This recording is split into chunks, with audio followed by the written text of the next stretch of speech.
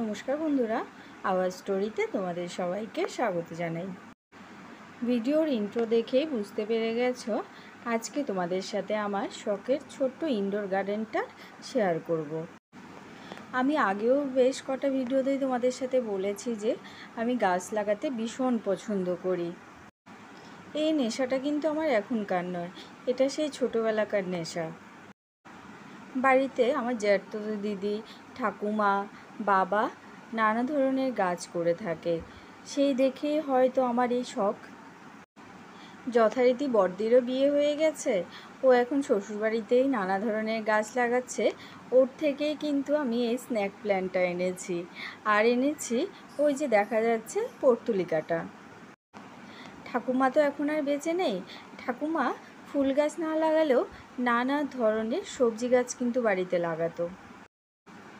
আর আমার বাবা তো ভীষণ গাছপ্রেমী একজন লোক।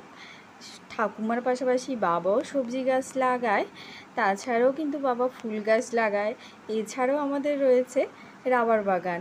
তোমরা তো জানোই ত্রিপুরার মাটি লাল মাটি, আর লাল মাটিতে রাবারের চাষ বেশ ভালো হয়। সেই ছোট ছোট চারাগুলোকে বাবা খুব যত্ন করে লাগিয়েছে বাগানে। এখন সেগুলো বেশ বড় বড় হয়েছে, আর ওর থেকে কষও পাওয়া যায়। তবে বাবা তো এখন আর গাছ কাটতে এগুলো পারে না, তো বাবার হেল্পিং হ্যান্ড রয়েছে একজন, ওই সমস্ত কিছু গাছ কাটা, গাছ থেকে কষ সংগ্রহ করা, সমস্ত কিছু করে। ও যাই হোক, আসল কথায় আসা যাক। কথা বলতে বলতে তো এই দিকে দেখো সকাল হয়ে গেছে, এখন মোটামুটি 6:30 বাজে। ভোরের আলো কিন্তু ফুটে গেছে, তবে এখনও সূর্যি মামা ওঠেনি। এই ভিডিওটা শেয়ার করছি আমি মোটামুটি সে এপ্রিলের 2 তারিখের। গত মার্চ মাসে আমি ত্রিপুরা থেকে ইসলামপুরে এসেছি, আর আসার সময় এই ছোট ছোট সাকুলেন্টগুলো, তারপরে স্ন্যাক প্ল্যান্টটা, আবার পর্তুলিকা নিয়ে এসেছিলাম। সেই গাছগুলোকে ছোট ছোট কাবে এবং পটের মধ্যে লাগিয়েছি। আর বেশ 2-3 মাস যেহেতু আমি এখানে ছিলাম না, তাই আমার গাছগুলো কেমন যত্ন আত্তি করেছে আমার হাজব্যান্ড, সেটাও পুঙ্খানুপুঙ্খ আমি যাচাই করে নিচ্ছি। প্রত্যেকটা পাতা ধরে ধরে দেখছি যে গাছের কেমন গ্রোথ হয়েছে, কোনো কিছু নষ্ট হয়েছে কি না, সমস্ত কিছুই। তো আমি শুধু দেখছি না, সঙ্গে আমি ভিডিও করেও রেখে দিয়েছি, আর সেই ভিডিওই আজকে তোমাদের সাথে শেয়ার করছি। এই ক্যালাঞ্চো গাছের চারাটাও কিন্তু আমি দিদির বাড়ি থেকে এনেছি। একটা এখানে লাগিয়েছি, আর একটা বাবার বাড়িতে লাগিয়ে এসেছি। তবে আমার হাজব্যান্ড কিন্তু এই শীতে গাছগুলোর বেশ ভালো যত্ন করেছে। আমি বলেছি সপ্তাহে 1 দিন মাত্র জল দেবে, এর বেশি কিন্তু দিতে হবে না। শীতে ইনডোর প্ল্যান্টে বেশি জল দিতে হয় না, এতে করে গোড়া পচে যায়। এই দিকে দেখো পর্তুলিকাটাও কিন্তু কুড়ি থেকে আস্তে আস্তে বড় হয়ে যাচ্ছে। সকাল 9টার সময় এটা ফুটবে। তো এটা কিভাবে আস্তে আস্তে বড় হয়ে বিকশিত হচ্ছে সমস্ত কিছুই আজকে তোমাদের সাথে আমি শেয়ার করব। দিদির বাড়ি থেকে আনা পর্তুলিকা গাছে প্রথম পর্তুলিকা ফুল ফুটছে বলে কথা, তাই তোমাদের সাথে শেয়ার করব। দেখো কথা বলতে বলতে এরই মধ্যে কিন্তু কুড়িটা অনেকটা বড় হয়ে গেছে। অনেকে কিন্তু এই ফুলটাকে আবার মস রোজও বলে, তোমরা কি বলে ডাকো জানিও কিন্তু।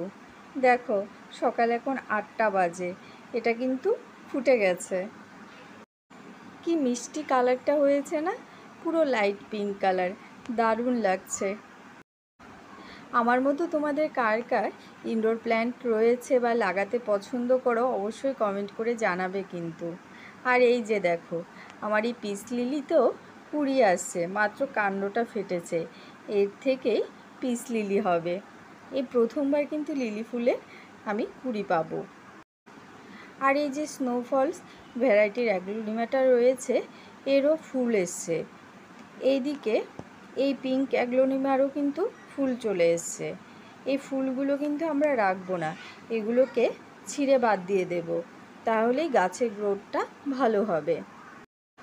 অ্যাগ্লোনিমার ফুলের কিন্তু কোনো গন্ধও নেই, আর দেখতে তেমন একটা ভালোও নয়।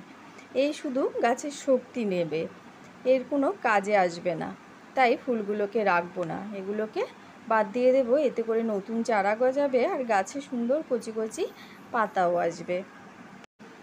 পুরো শীতকাল যেহেতু ইনডোর প্ল্যান্টগুলো ডরমেন্সিতে থাকে, মানে শীত ঘুমে থাকে, তো শীত চলে গেছে, এখন এপ্রিল মাস শুরু হয়েছে, আস্তে আস্তে গরম আসতে শুরু হয়েছে।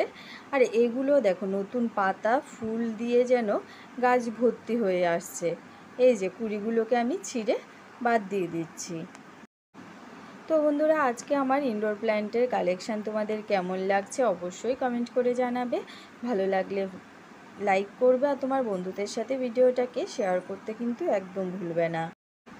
আর আমাদের চ্যানেল আওয়াজ স্টোরিকে সাবস্ক্রাইব করে অবশ্যই পাশে থাকা বেল আইকনটা প্রেস করে দেবে। এতে করে যখনই আমি নতুন ভিডিও আপলোড করব সাথে সাথে এর নোটিফিকেশান তোমাদের কাছে পৌঁছে যাবে। এই পিঙ্ক অ্যাগ্লোনিমাটার পাতাগুলো দেখো কত বড় বড় হয়েছে আর কি সুন্দর কালার হয়েছে। এগুলো কিন্তু জানালা দিয়ে অল্প আলো আসে এমন জায়গাতেই রাখবে যেন হাওয়া বাতাস ক্রস করে। স্নোফলসের মধ্যেও কুড়ি এসছে, এই কুড়িটাকেও ছিঁড়ে দিচ্ছি।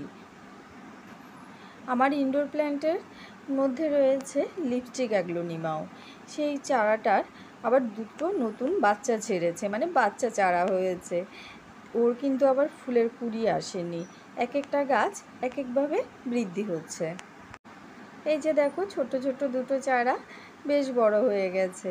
আর কি সুন্দর পাতার চারধারটা লিপস্টিকের মতো লাগছে না? মনে হচ্ছে একটা ঠোঁটে বর্ডারে কেউ একটা তুলি দিয়ে রং করে দিয়েছে। এই পাতাটার নাম হচ্ছে লিপস্টিক অ্যাগ্লোনিমা। এছাড়াও রয়েছে কিন্তু আমার বাগানে পিস লিলি, ক্যাকটাস, তারপরে পেন্সিল ক্যাকটাস। দেখো ফুলগুলো চারধারে, মাঝখানে একটা ছোট্ট কচু ফুলের ভেতরে যে একটা পুংকেশর থাকে ওরকমই অনেকটা। এই ফুলগুলোকে আমি ফেলে দেব। এইদিকে বাটিতে অল্প একটু মাটির মধ্যে আমি কিছু ফুলের বীজ ছড়িয়ে দিয়েছিলাম, তারও দেখো সুন্দর মানে চারা বেরিয়েছে। আর এই স্ন্যাক প্ল্যান্টার থেকেও একটা বাচ্চা ছেড়েছে। দেখি আর একটু বড় হোক, তারপরে এদেরকে আলাদা করে দেব। এই যে আরেকটা ভ্যারাইটিরও অ্যাগ্লোনিমা রয়েছে। এই অ্যাগ্লোনিমাটার যদি কেউ নাম জানো অবশ্যই কমেন্ট করে জানিও, কিন্তু আমি কিন্তু এর নাম জানি না। সকাল হতে ক্যালাঞ্চো ফুলগুলো বেশ সুন্দর হয়ে ফুটেছে। আর এই দিকে রয়েছে আমার হোয়াইট মানি প্ল্যান্ট। তো আজকের মতো ভিডিওটা এখানেই শেষ করছি। সবাই ভালো থেকো, সুস্থ থেকো।